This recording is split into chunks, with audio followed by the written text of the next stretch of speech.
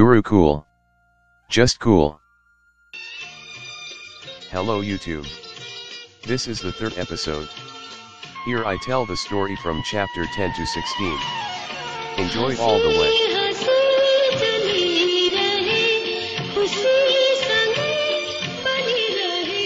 यता केही दिनदेखि शिवनारायणको घरमा डाक्टर गोदत्त प्रसाद दिनदिनै 5 बजेकी दाखिल हुन थाले। 5 बज्न साथै लतमाया कपडा बुन्ने काम छोडी भात पकाउने सुरसारमा माथि भान्सामा उक्लिहाल्थिन्। नानी थक्कु चाहिँ भात खाने बेला नभएसम्म तानैमा बसी कपडा बुनिरहन्थिन्। आज पनि डाक्टर गोदत्त प्रसाद दिनहुँझै 5 बज्न साथै टुप्लुक्क आइपुगे। नानी थक्कु एक्लै तानमा कपडा बुनिरहेकी थिइन्। डाक्टर गोदत्त प्रसाद आउन साथ नानी थक्कुले स्वागत सत्कारको भाव जाहेर गरिन्। गोदत्त प्रसाद दिनहुँ आउने थाहा भएको हुनाले झ्यालको फलैजा माथि परालको चकटी बिछाइराखिएको हुन्थ्यो। दिनहुँ डाक्टर गोदत्त प्रसादले आज पनि सोधे, आमा खै नि? माथि भान्सामा। नानी थक्कुले पनि दिनहुँ सरल उत्तर दिइन्। दिनहुँ बुढी आमालाई भात पकाउन लगाएर तरुनी छोरी तानमा खेलिरहने? यो त 25 आना अन्याय भयो। अलिक ठट्टाको भावमा हाँस्दै डाक्टर गोदत्त प्रसादले भने। अलि लज्जाको भावमा नानी थक्कुले मुसुक्क हाँस्दै भनिन्, कपडा बुन्नु भन्दा भात पकाउन सजिलो भएर आमा जानुभएको।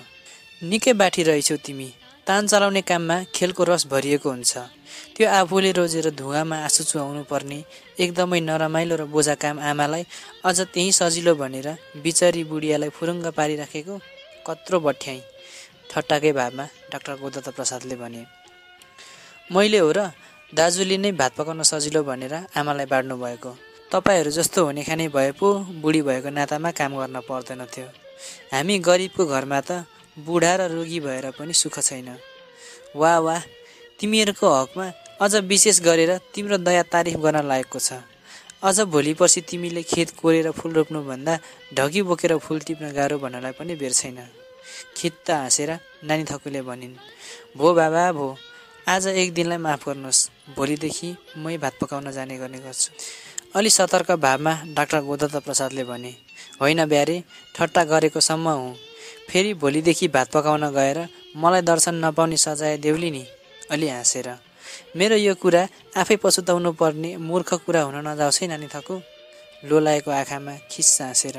तिमीलाई थक्कु झिकेर म खाली नानी मात्र भन्न सक्छु? मुसुक्क मुस्कुराएर नानी थक्कुले भनिन्। किन? नानीमा भएको मिठास थक्कुले अलि खल्लो पारेको छ।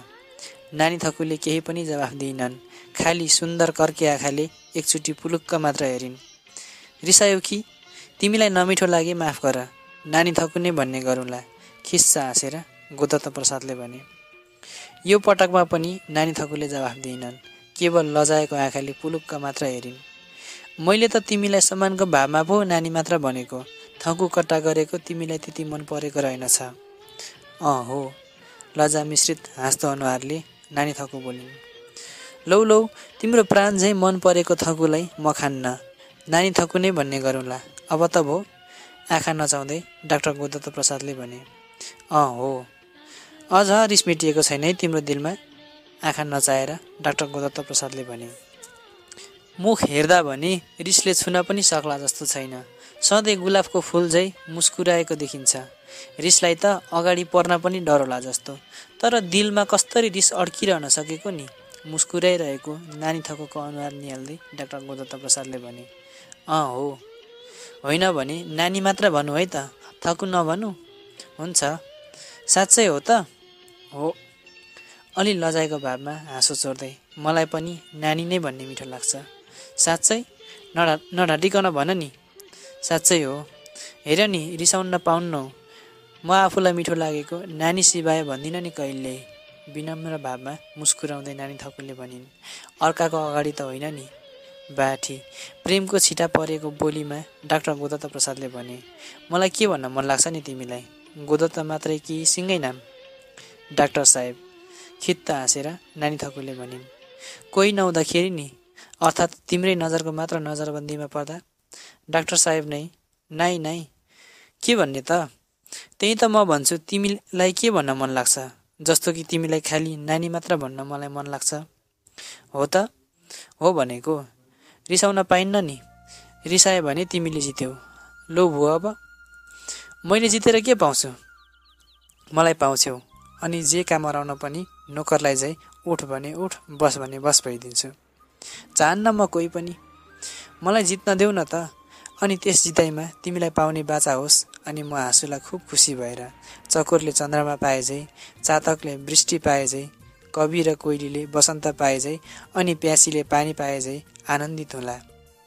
आफू हार्ने मूर्खता पनि कोही गर्ला। बसिरहेको ठाउँबाट उठी झ्यालबाट हेर्न जाँदै नानी थकुले भनिन्, म हार्छु भन्ने कबुल गर्दैछु। तिमी नै जित बाबा, तिमी नै। आधी सरी तिम्रो माया, आधी सरी। जित्ने अभिमान पनि छैन ममा। तपाईँले जित्नुभयो भने के गराउने नि मलाई? लडाइँमा हारेको कैदीलाई दुःख दिए झै दुःख दिने कि? झ्यालबाट फर्कँदै नानी थकुले भनिन्, मैले जितेँ भने भनौँ त? भन्नुहोस् न लौ। तिम्रो मधुर कण्ठबाट एउटा मिठो गीत गाउन लाउने। ओहो, को गाइरहोस्, त्यसो भए मै जित्छु। मैले जितेँ भने त तपाईँलाई गाउन लाउँदिनँ। के गराउने त? लाखे नाच नचाउँछु, खित्त हाँसेर नानी थकुले भनिन्। लाखे हो र म लाखे नाच नाच्नलाई? म चरी हो त गीत गाउनलाई? ऊ क्या, तिम्रो बाणी अर्थात् बोलीमै लय छ, मिठास छ, अनि पुरा सङ्गीतको प्रकार छ। तपाईँको अनुहारमा पनि झम्टिहाल्ला झै लाखेको पन छ। आँखा लाखे झै उफ्री उफ्री नाचिरहेको छ।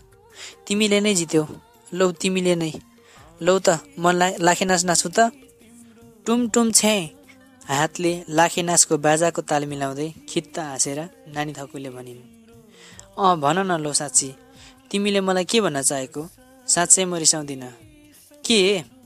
नानी थकुको सट्टा मैले तिमीलाई नानी भन्न चाहे झै तिमीले मलाई के भन्न चाहिएको? हो त, रिसाउन पाइन्न नि। हो लौ, रिसाउँदिन। नाइ, तपाईँ रिसाउनुहुन्छ। रिसाउँदिन भने तिमी मारे हत्या। भइगयो लौ, अरू कुरा गर्नुहोस्। नभने म मारे हत्या। भनिहाल्नु त तपाईँलाई। यति भनेर नानी थकुले मुस्कुराउँदै अलि लजाएको पनि भावमा डाक्टर गोदत्त प्रसादको मुख वल्ल परेर हेरिरहन्। मलाई? डाक्टर गोदत्त प्रसादले फेरि कोट्याए। तपाईँलाई? लजापूर्ण भावमा डाक्टर गोदत्त प्रसादको अनुहार पुलुक्क हेरी अलिक खिस्सा हाँसेर तिमी भन्छु, नानी थकुले भनिन्। मोरी। अङ्गाल्न हात बढाउँदै डाक्टर गोदत्त प्रसादले भने। नकच्चरा फुत्केर पछि हट्दै मुसुक्क मुस्कुराएर नानी थकु छुट्टिन्। डाक्टर गोदत्त प्रसाद मस्त भएर नानी थकुको अनुहार हेर्दै हाँसिरहे। यतिकैमा माथिबाट नानी थकु भात खान आऊ भन्ने सम्बोधन सुनियो। लौ जाऊ भात खान आजलाई, भोलि त बिदाको दिन छ, दिउँसै आउला है। नानी थकुको हातको हर्थुङ्गामा चुम्बन गर्दै डाक्टर गोदत्त प्रसादले भने। नबिर्सिकन अतृप्त आँखाले हेर्दै नानी थकुले भनिन्, तिम्रो यौवनको तापमा जलुमा कसरी, तिम्रो मायाले जलन भो सहोमा। आज लतमाया र नानी थकुले भात नखाँदै काममा गएका घरका सबै जहान एकै समयमा धमाधम घरमा आइपुगे। सबै आइपुगेको देखेर लतमाया र नानी थकुले घरका सबै जहानलाई भात पस्कन थाले। सबैले भात खान लागेको बेलामा लतमायाले सुब्बा सुरमानका मानिस आएका र उनले देशीतान किनेर मद्दत गर्ने बारे दिउँसो भएका सारा कुरा छोराहरूलाई बताइन्। पोहोर सालको बाली बाँकी भएको लेखाइराखेको तमसुक च्याति दिइसकेको कुरा पनि भनिन्। ती कुरा सुनेर शिवनारायणलाई अलि आश्चर्य लाग्यो। सुरमान सुब्बा अघि त्यस्तो उदार नभएको कुरा शिवनारायणलाई राम्रै थाहा थियो। पोहोर साल असार नराम्रो भएकाले बाली तिर्न नसक्दा कडी कडाउका साथ ताकिता गरी 100 कडा 25 को दरले बढाई तमसुकले खाएर लिने दानव आज एकाएक कसरी देवता भएर निस्क्यो?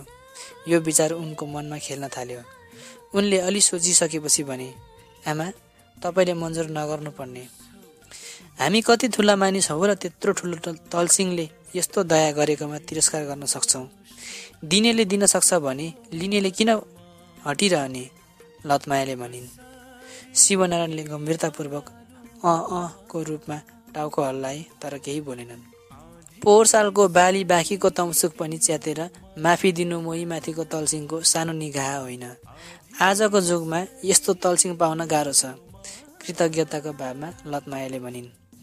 तमसुक बेइमानीको बल तोड्ने साधन मात्र हो, त्यसैले तमसुक च्यातिसक्यो भनेर हामीले बेइमान गर्नु हुँदैन। हामीले खास तिर्नु छ र तिर्ने कबुल पनि गरिसकेका छौँ, शिवनारायणले भने। त्यसो भए उनले माफी दिए तापनि हामीले तिर्न जाने त? यो कुरा चित्त बुझेन दाइ, पूर्णनारायणले भात खाँदै भने।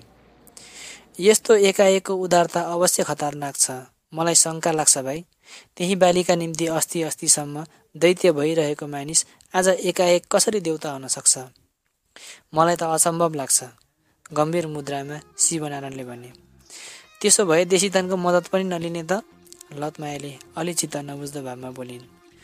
मद्दत अवश्य राम्रो कुरा हो र लिनु नराम्रो पनि छैन, तर मद्दतगार मानिस त्यस्तो गुणी नदेखिएको हुनाले मलाई त तितो लाग्छ, शिवनारायणले भने।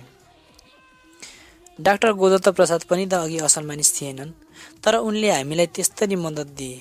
हामीले उनको हरेक मद्दतलाई स्वीकार गर्यौँ पनि, हर्षनारायणले भने। उनको मद्दत पनि मलाई मिठो लागेको थिएन, तर एउटाबाट थिचिसक्यो भनेर अर्कोबाट थिचाउनु लाउनु बुद्धिमानी पनि त होइन। डाक्टरको त्यस्तो सहानुभूतिलाई बाले पनि सहसा मिठो मान्नु भएको थिएन, शिवनारायणले चुठेको मुख पुस्दै भने। डाक्टरको मद्दत मिठो नमानेको भनेको सुन्दा नानी थकुलाई तितो लाग्यो। उनले अलि मुख बिगारेकी थिइन्, तर कसैलाई होस भएन।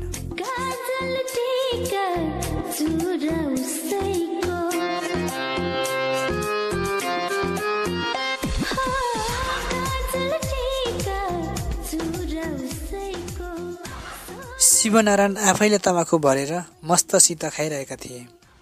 उनलाई आज तमाखु यति मिठो लाग्यो कि चिलिम सिद्धेन मात्र के आँटेको थियो, अर्को चिलिम फेरि भर्न थाले। हाकुमायालाई अघि नै दिक्क लागिसकेको थियो। ठट्टाको भावमा उनी बोलिन्, छी, कति मात्र तमाखु खाइरहन सकेको, मिठो चिज भए पनि एउटा कुरा। तिमीलाई मिठो नलागे के त? मलाई मिठो लागेको छ। तिमी सुत न मजासित कुम्भकर्णै बनेर, शिवनारायणले पनि ठट्टाकै भावमा भने। भर्न आँटेको तमाखु नभरिकन शिवनारायणले भने, लौ लौ आजलाई सन्तोष गरे। अर्काले तमाखु खाई आनन्द लिएको कति सहन नसके कि, जिस्क्याएको भावमा हाकुमायाले भनिन्, खाइरहनुहोस् न रातभरि नै, मैले किन कपाल दुखाइरहनु परेको छ? हाकुमायाले दिएको ठट्यौलो जवाफबाट शिवनारायण नाजवाफ भए, तर आफ्नो नाजवाफीलाई उनले हाकुमायाको हाजिर जवाफलाई बधाई दिएको भावमा हाँसेर छोप्न खोजे। सुत्नलाई पल्टदै हाकुमायाले वास्तविक घटनाको भावमा भनिन्, होइन, बहिनीको बिहे गर्न किन हतार नमान्नु भएको? हतारै के छ त, पैसा पनि हुनुपर्छ बिहे गर्नलाई, साधारण भावमा शिवनारायणले भने। हो, उड्नलाई पखेटा नचलाइरहे त? किन? मैले त आज उनको नराम्रो कुरा सुने। के सुन्यौ? अलि झस्केको भावमा शिवनारायणले भने। आज साँझमा धारामा पानी लिन जाँदा पुन्चा दाजुकी स्वास्नीले भनेकी थिइन्, नानी थकुको डाक्टरसित प्रेम छ रे। को डाक्टर? अरू को होला? उनै बालाई औषधि गर्न आउने आफ्नै टोलका गोदत्त प्रसाद। लाजले हो कि रिसले हो, शिवनारायण त्यति सुन्नासाथ केही प्रश्न नगरिकन चुप लागे। हाकुमायाले फेरि भनिन्, त्यो डाक्टर 5 बजेतिर दिनहुँ आउँछ रे, घन्टौँ ठट्टा गरेर जान्छ रे। झन् आमाले भात पकाउने गर्नुभएकोमा त उनीहरूलाई सत्र पर्दो रहेछ। आज त डाक्टरले नानी थकुलाई अँगालेको पनि देखे रे। नानी थकु हाँसी रे। साँच्ची हो रे? शिवनारायणले भने। साँच्चै हो, 1-2 चोटि मात्र ठट्टासम्म गरेको भए किन भन्नु भन्ठाने कि रे। आज त अचाक्लिने देखेर नभनिरहन सकिन भन्दिन्। मलाई पनि अलिअलि शङ्का त अस्ति नै लागेको थियो। विचार गर्नु पर्दैन त? झन् आमाको हेरचाहका निम्ति घरमा छोडिराखेको त उनीहरूलाई सोरामा तान्दा एक्का भयो। फिस नलिनु डरलाग्दो कुरा छ। मलाई शङ्का लाग्छ अब उनलाई नबोलाउनु भनी बाले त पहिले भन्नुभएको थियो। बुढापाकाको कुरा सितिमिति झुट्टा हुँदैन, अनुभवको आधारमा बोलेका हुन्छन्। डाक्टरको के दोष? झन् हुलदङ्गा हुन्छ। आफ्नै मात्र बिजत होला। आफ्नो थैलीको गाँठो बलियो पार्नु, साथीलाई दोष नलाउनु भने चाहिँ नानी थकुलाई भोलिदेखि खेतैमा लगेर राखे त कुरै मेटिन्छ।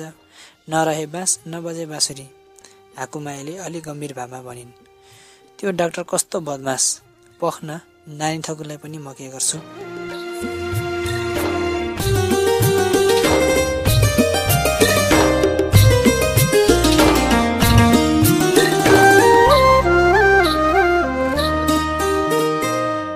भोलिपल्ट शिवनारायण शौच स्नान सिद्ध्याई भात खान गए। भात खाएर आई उनी सरासर आमा भएको ठाउँमा पुगे। भरेदेखि नानी थकुलाई भात पकाउन दिएर तपाईँ कपडा बुन्ने काममा लाग्नुहोला। शिवनारायणले एक्कासी आदेश जाहेर गरे जस्तो गरी आमालाई भने। लतमाया एकछिन टोलाइन् र भनिन्, किन? दिनहुँ डाक्टर गोदत्त प्रसाद आएर नानी थकुसित ख्यालठट्टा गरिरहन्छन् भन्ने मैले सुने। एकाएक शिवनारायणले दिगदारी भावमा भने। यता केही दिनदेखि डाक्टर गोदत्त प्रसाद त दिनहुँ आउँछन्, यो कुरा त अवश्य हो, तर ख्यालठट्टा गरिरहेको मैले देखेकी छैन, लतमायाले अलि रोमाञ्चक भावमा भनिन्। तपाईँ माथि भात पकाइरहनुहुन्छ अनि ख्यालठट्टा गरेको के देख्नुहुन्छ होला? शिवनारायणले भने। लतमायाले केही पनि भनिनन्, केवल अलिकति मुख बिगारिन्। आजदेखि त्यसै गर्नुहोस्, शिवनारायणले भने। अहिले पनि लतमाया चुप नै लागिरहन्, तर उनलाई नानी थकुदेखि अलि घृणा र डाक्टर गोदत्त प्रसाददेखि रिस उठेर आयो। एकैछिनपछि लतमायाले सोधिन्, तिमीलाई यो कुरा कसले भनेको शिवनारायण? जसले भने पनि भइगयो, तर होसियारी त हामीले गर्नै पर्छ। यो कुरा त ठिक हो, तर नसहेर र अर्काको बदनाम गर्न पनि दुर्जनहरूले नचाहिँदो बकवास गरिदिन सक्छन्। तर जे भए पनि केही नराम्रो कुरा सुनियो, सकेसम्म सतर्कता हुनै पर्यो। बरु सतर्क र सावधान भएर हो होइन बिस्तारै बुझ्दै गरौँला। हो, तिमीले भनेको कुरा मनासिब छ, तर मलाई भनेर के हुन्छ? को हो त्यसो भन्ने? पुञ्चाकी स्वास्नीले भनेकी रे। उसले कसलाई भनेकी रहेछ? बाबुचाकी आमालाई। जेठी बुहारीलाई नै भनेकी रहेछ?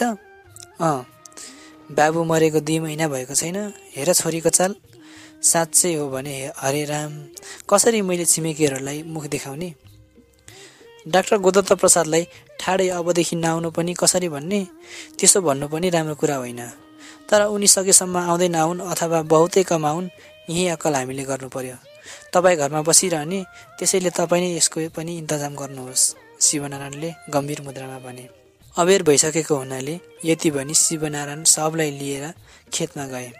जानुभन्दा अगाडि उनले लतमायालाई यो पनि भनेका थिए, सुरमान सुब्बाले दिन खोजेको विदेशी तानको मद्दतलाई पनि स्वीकार नगर्नुहोला, किनभने डाक्टर गोदत्त प्रसाद चाहिँ सुब्बा सुरमान पनि अगाडि असल मानिस थिएनन्। चलाख मानिसको स्वार्थ र धुर्त्याइ असल कुराभित्रै लुकेको हुन्छ।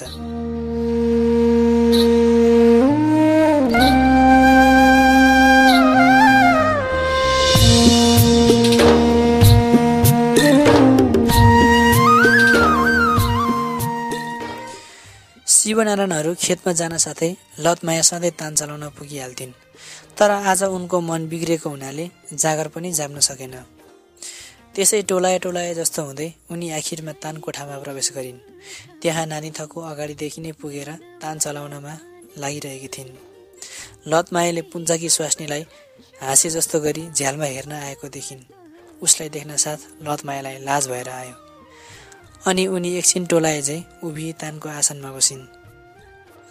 तर तानको आसनमा बसेर पनि लतमायाको हात तान चलाउनमा जान सकेन।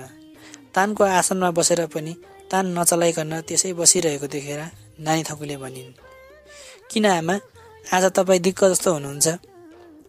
खुसी हुने ठाउँ नै छैन मेरो, दिगदारी भावमा लतमायाले भनिन्। यतिकैमा भर्याङमा मानिसहरू उक्लेको आवाज सुनियो। लतमाया र नानी थकु दुवैले भर्याङतिर आएको आवाजप्रति उत्सुकता साथ ध्यान दिएर हेर्न थाले। 2 जना भरियालाई विदेशी तान बोकाएर रामबहादुर उक्लेका थिए।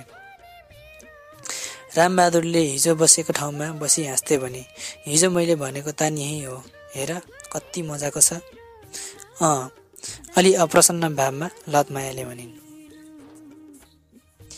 खल्तीबाट एउटा मुद्रित कागज निकाल्दै रामबहादुरले भने, यो तान चलाउने कायदा यसमा प्रष्ट बुझिने गरी लेखिएको छ। नानी थकुले एकचोटि कागजप्रति पुलुक्क हेरिन्। लतमायाले बिल्कुलै दृष्टिपात गरिनन्। त्यति भनेपछि रामबहादुरले भरियाहरूप्रति हेरेर भने, लौ जाओ तिमीहरू सुब्बा साहेब कहाँ गएर ज्याला ल्याओ। भरियाहरू फर्कन नपाउँदै लतमायाले रामबहादुरतिर हेरेर भनिन्, साहेब तान पनि फर्काइदिनु होला। किन, हिजो हुन्छ ल्याइदिनुहोस् भनेर आज एक्कासी यस्तो कुरा? आश्चर्यका साथै शङ्का लाग्दो भावमा रामबहादुरले भने, आफ्नो तान छँदैछ, बिना सिती अर्कालाई दुःख दिनु ठिक छैन भन्ने छोराहरूको भनाइ छ, लतमायाले भनिन्। समय किफायत भएर कमाउन सजिलो हुने कुरामा मद्दत दिएको पनि नलिनु, ठुल्ठुला सामन्तले त मद्दत लिनुपर्छ भने तिमी हामी जस्ताको तुजुक अझ कति दिन टिक्न सक्ला? रामबहादुरले भने। त्यसो त अहम भावका कारण छोराहरूले मद्दत दिन्न भनेका होइनन्। धेरैजसो मद्दतगारहरूले मद्दतको बाटो गरी मद्दत लिनेहरूको जिन्दगीमा हमला गरेर डराएका मात्र हुन्। लतमायाले भनिन्, हाम्रा सुब्बा साहेब त्यस कोटीका मानिस हुनुहुन्न। उहाँले त तिमीहरूलाई मद्दत गर्न धर्म देखेर साथसाथै अनिवार्य पनि भएको हुनाले मात्र मद्दत दिनु खोज्नु भएको हो। रामबहादुरले आफन्ती भावमा भने। उहाँलाई किन हाम्रो सहायक हुनु कर्तव्य भएको? लतमायाले सोधिन्। ल, तिमीलाई थाहै होला नि, आफन्त भन्ने नै चाहिन्न। सम्बन्ध भनेको केही कुरा होइन भन्ने मानिसले सक्ला। त्यसैले आफूले सकेको सहायता उहाँले दिन खोज्नुभयो। रामबहादुरले भने, तपाईँको भनाइ मैले केही पनि बुझ्न सकिनँ।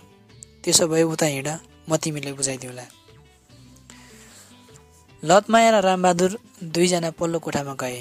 त्यहाँ पुगेर रामबहादुरले भने, तिमीलाई थाहै होला नि, अष्टनारायणले नानी थकु हाम्रा सुब्बा साहेबलाई कन्यादान दिने वचन दिइसकेको छ।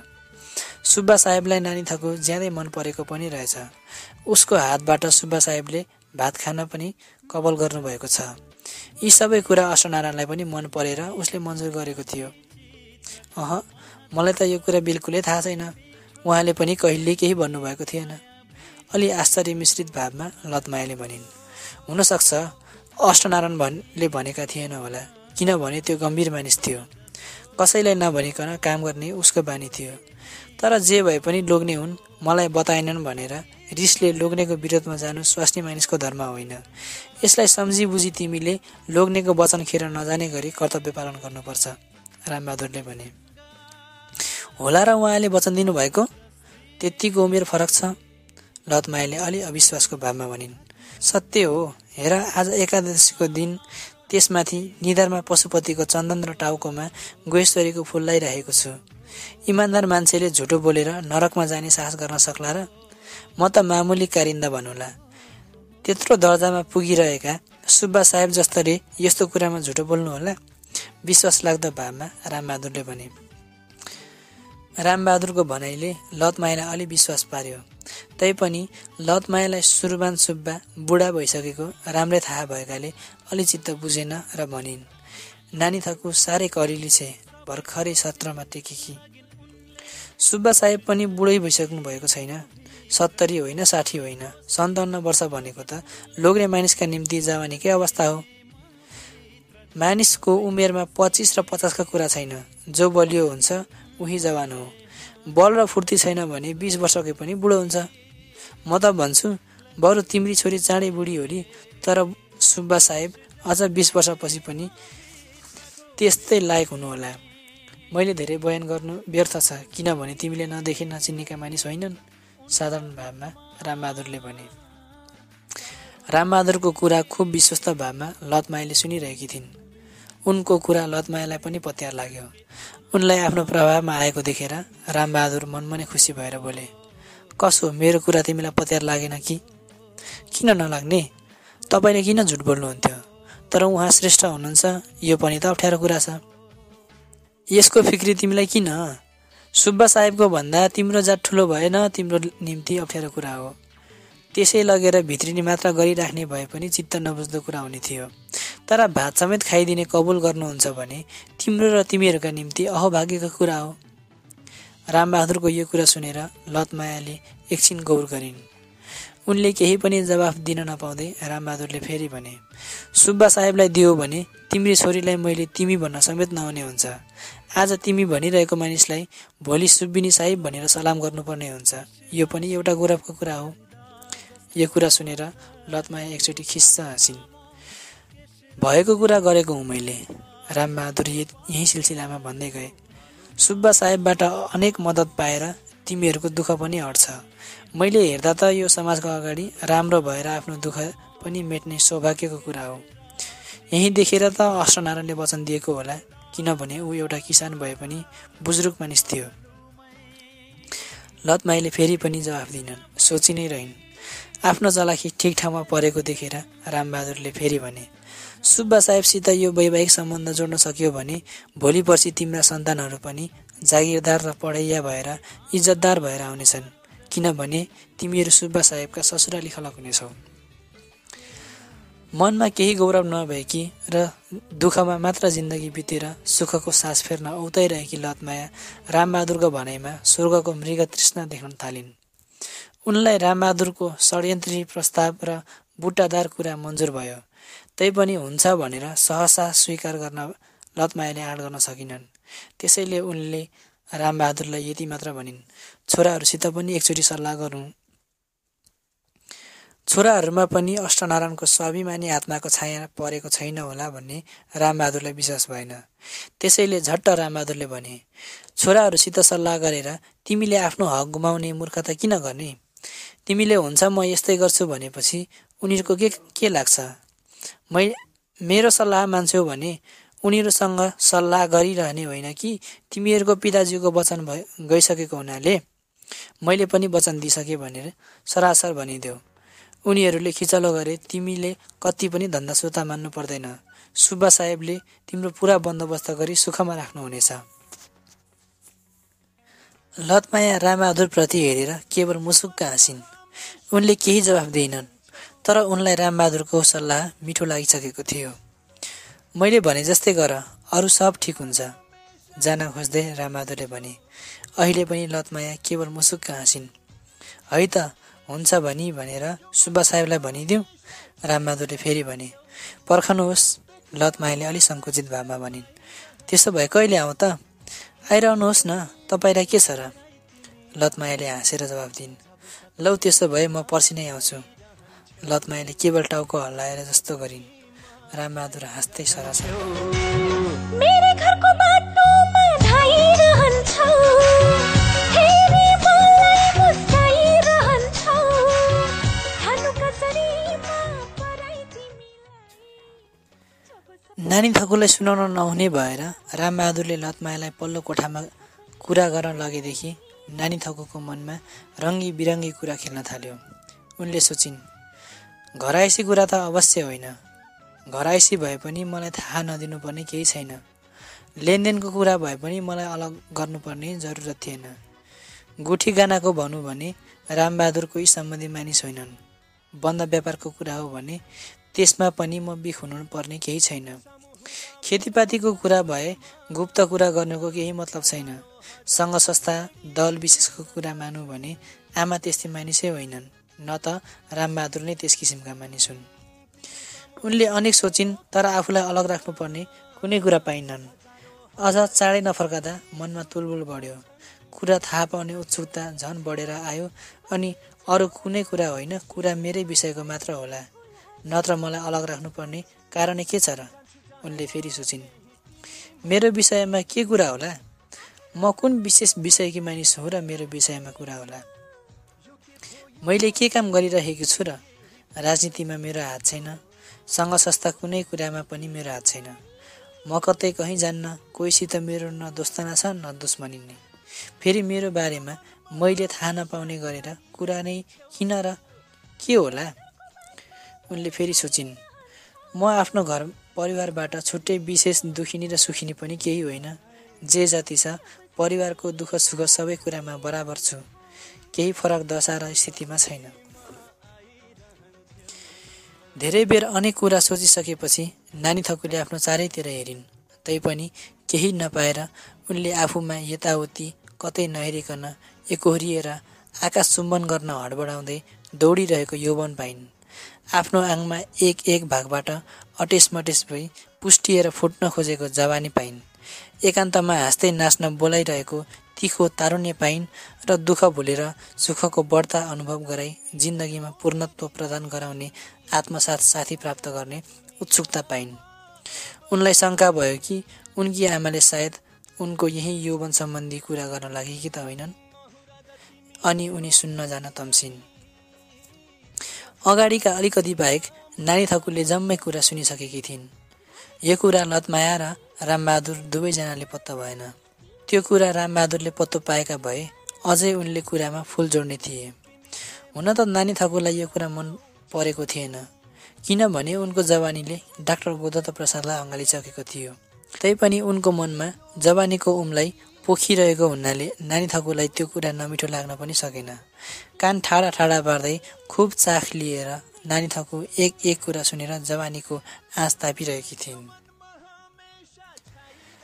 त्यसैले कुराकानी सिद्ध्याएर रामबहादुर गइसकेर आफ्नी आमा आफूतिर आइरहेको पनि उनलाई पत्तो भएन। लुकेर कुरा सुनिरहेका ठाउँमा आमा आइपुगेपछि मात्र झसङ्ग भएर नानी थकु तान कोठातिर लागिन्। हाँस्दै गएर लतमायाले ठट्टाको भावमा भनिन्, कति नलजाइकन आफ्नो बिहेको कुरा सुन्न आउन सके कि नि कच्चेरी।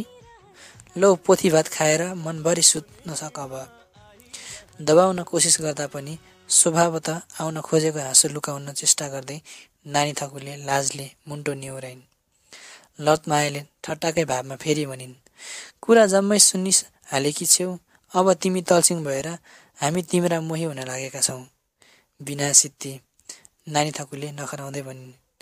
त्यसपछि लतमायाले आफ्नी छोरीलाई भनिन्, आजैदेखि बेलुकीको भात तिमीले पकाउने गर, म तान चलाइरहँला। किन आमा? अलि आश्चर्य भएर नानी थकुले भनिन्, मलाई भात पकाउन गाह्रो भयो, तान चलाउन झन् गाह्रो छ। आमालाई के भयो? मायालु भावमा नानी थकुले भनिन्, केही पनि भएको छैन, भात पकाउन अलि गाह्रो लाग्यो। यतिकैमा डाक्टर गोदत्त प्रसाद आइपुगे। उनलाई अघि अघि झै लतमाया र नानी थकु आमा छोरी दुवैले स्वागत गरे। आज त सबैले आउनुभयो, सत्कार गर्दा गर्दै लतमायाले भनिन्, आज बिदा छ। डाक्टरले भने, ए आज अरू विशेष काम पनि केही नभएकोले र बिरामी हेर्न पनि कोही नभएकोले यहाँ आएको हुँ। यस्तै निगाह सधैँ राख्नुहोला डाक्टर साहेब। हेर्दै गरेर हो कि हिजो आज मलाई तान चलिरहेको आवाज सुन्न र त्यसमा कपडा बुनेको हेर्न बिग्नै लागिरहेछ। यो त ज्यादै असल कुरा हो डाक्टर साहेब। हो हुन त आफ्नो स्वदेशी मालमा प्रेम नभइकन कुनै जाति देशको उन्नति हुन कसरी सम्भव होला? त्यसैले त महात्मा गान्धीले सबभन्दा स्वदेशी वस्तुमा प्रेम गर्न जोड गरेका हुन्। डाक्टर साहेबले ज्यादै ठिक भन्नुभयो। अब म पनि यस्तै घरबुना कपडा लाउने गर्छु। दोहोरा सुरुवाललाई हुने एक थान कपडा बुनिदिनुहोस् न, मलाई पनि चाहिएका सरजाम जुटाइदिनेछु। लतमायाले खिस्सा हाँसिन्। नानी थको पनि मुसुक्क हाँसिन्। किन तपाईँहरूले पत्याउनु भएन र? मुसुक्क हाँस्दै डाक्टर गोदत्त प्रसादले भने, किन नपत्याउनु नि? तपाईँ जस्ता बडा आदमीले बोल्नुभएको कुरा पनि नपत्याउन सक्छौ? होइन, तपाईँहरू हाँस्न भएकोले पो भनेको हुँ। हुन्छ हुन्छ, जरुर बुनिदिउँला डाक्टर साहेब। एक्कासी लतमायाले नानी थकुलाई भनिन्, जाऊ नानी थकु, भात पकाउन। आज शिवनारायणहरू अलि चाँडै फर्कन्छन्। लतमायाको यो वाक्यले नानी थकु र डाक्टर गोदत्त प्रसाद दुवैलाई एक तीरले दुई शिकार भयो जस्तो भयो। दुवैलाई साह्रै नमजा लाग्यो। दुवैलाई लो मार्यो भइहाल्यो। यी सब हुँदाहुँदै पनि नानी थकुले स्वाभाविक भावमा भनिन्, किन आमा भात पकाउन नजाने? भात पकाउन काम मलाई अलि गाह्रो लाग्यो। म तान बुनिरहँला, यसैमा मलाई अलि सजिलो लाग्यो। लतमायाले पनि स्वाभाविक तवरले भनिन्। तान चलाउनु भन्दा त भात पकाउन सजिलो होला कि? नानी थकुले भनिन्। मौका सम्झेर डाक्टर गोदत्त प्रसादले पनि भनिहाले, हुन त हो, तान चलाउनु भन्दा भात पकाउन नै सजिलो होला। डाक्टर साहेबले भन्नुभएको कुरा मनासिब छ, तर भात पकाउँदा ज्यादै कपाल दुख्ने भएर आउँदो रहेछ। लतमायाले भनिन्। परिश्रम र थकाइ त तान चलाउँदा जरुर लाग्छ आमै, डाक्टर गोदत्त प्रसादले भने। डाक्टर साहेबले हुँदैन भन्नुभएपछि जिद्द नगर्नुहोस् न आमा, जानुहोस् तपाईँ नै भात पकाउनुहोस्, तानको काम म गरिरहँला। नानी थकुले भनिन्। होइन, तिमी नै भात पकाउने काम गर, कपाल दुखेर मैले सही सकिनँ, तान चलाउँदा मलाई सुबिस्तै छ। लतमायाले भनिन्। नानी थकुलाई पर्यो फसाद। जिद्दी गर्न त हुँदै भएन, भण्डाफोर पनि हुने डर, न्यु थाप्ने पनि ठाउँ नै भएन। त्यसैले मनै दिक्क मानेर नानी थकु चुपचाप भान्सामा जान तयार भइन्। आफ्नो आशा अभिलाषा र उद्देश्य उपर वज्रपात हुन लागेकोले डाक्टर गोदत्त प्रसाद फेरि एकचोटि आखिरी बुद्धिचाल गोडी चाल्न थाले। नानी थकु जान तम्सना साथ झट्ट उनले भनिहाले, तपाईँको दिलले आज भात पकाउन जाने उत्साह पाउन सकेन जस्तो छ। डाक्टर गोदत्त प्रसादको कुरा टुङ्गिन नपाउँदै लतमायाले भनिन्, केही भएको छैन, भात पकाउन जाओस्, मलाई वास्तवमा तान चलाउनेमै सुविस्ता छ। यसपटक त पर्यो फसाद डाक्टर गोदत्त प्रसादलाई पनि। अब त चाहिँ चुई बोल्ने ठाउँसम्म भएन उनलाई। त्यसैले डाक्टर गोदत्त प्रसाद केही पनि बोलेनन्। नानी थकुको अनुपस्थिति पाएर वा नानी थकुसित बस्न नपाएर फर्केर आउनु साह्रै भद्दा काम नै भयो। त्यहीँ बसिरहनु पनि डाक्टर गोदत्त प्रसादलाई त्यति मजा भएन। तर भलाद्मीको नाममा उनले त्यहाँ बसी नै रहेर लतमायासित कुराकानी जारी गरिरहे।